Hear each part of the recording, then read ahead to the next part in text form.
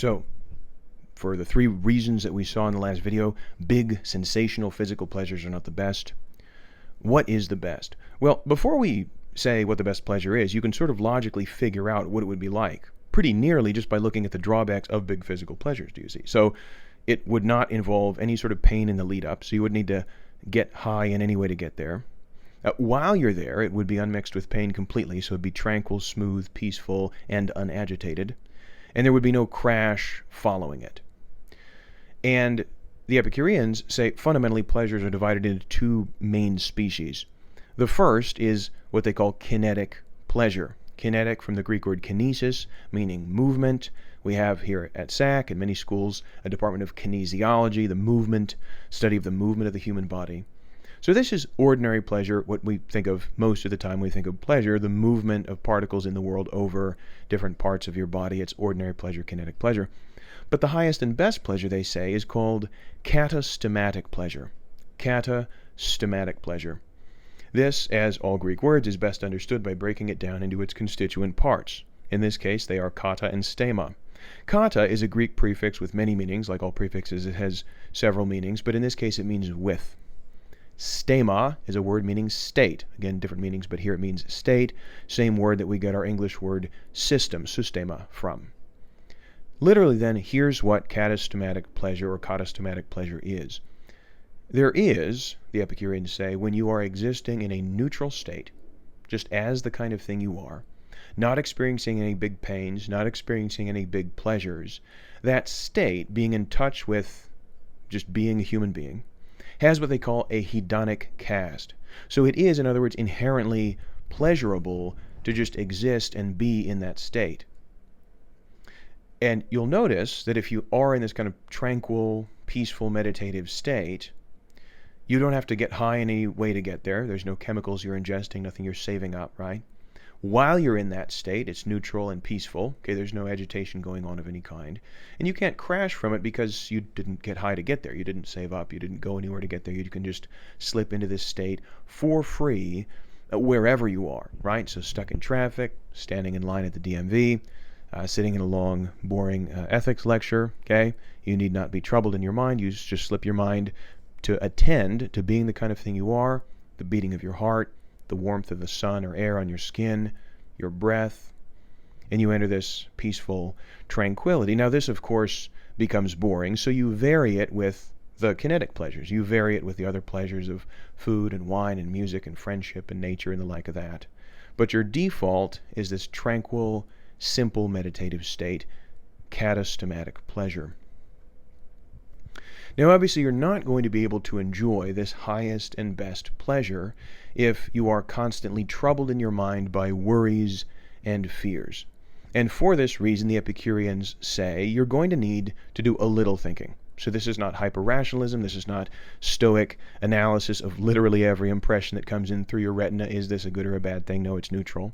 But they say there's 4 basic philosophical principles to keep in mind, and if you keep these in mind, they will disarm 99% of the worries and fears that come your way, enabling you to enjoy a peaceful, tranquil, untroubled existence. Now, these principles, as we go through them, keep in mind, were designed to alleviate the fears of ancient people.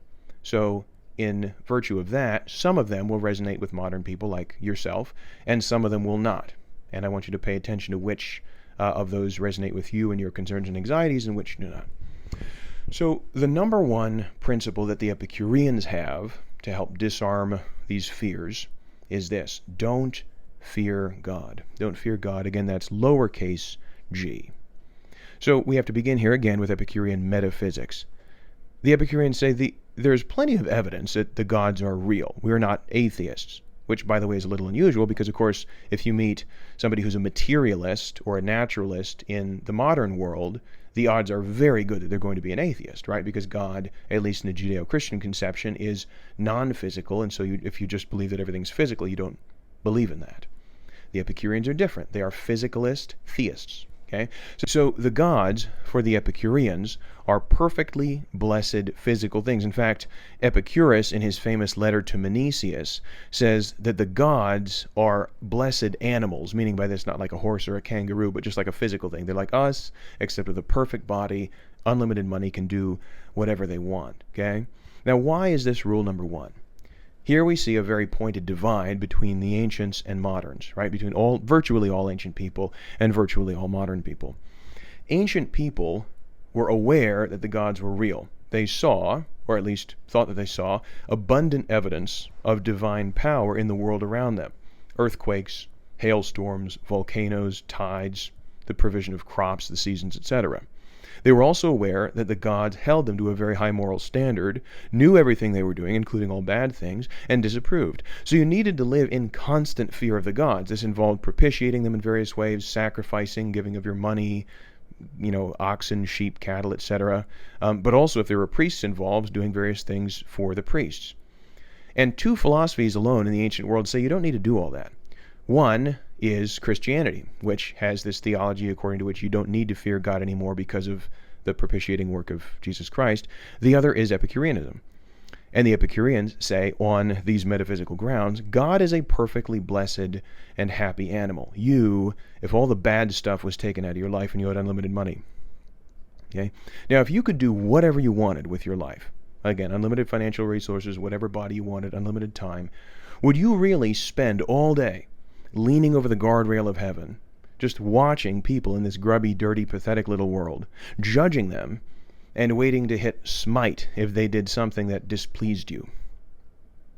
Now, as I say this, I can think of some people that probably would spend their time that way, but most of us wouldn't, right? We'd be on a beach with a drink, or we'd be flying, if you could fly through the air, or whatever, right? We'd be enjoying our life. And the Epicureans say, God has never once in his entire life thought about you. The gods do not care about you, and that's a good thing. They are too busy enjoying their perfect life to ever think about you. They're not going to dirty their hands with this messy world and your sad little life, right? So you don't need to worry about it. You don't need to worry about them judging you or holding you to account or wanting sacrifices or whatever. They don't need anything. They're living a perfect life already. God does not care about you, and that's a good thing. Don't fear God. Rule number one. We will look at the 3 other primary Epicurean principles in the next video. Thanks.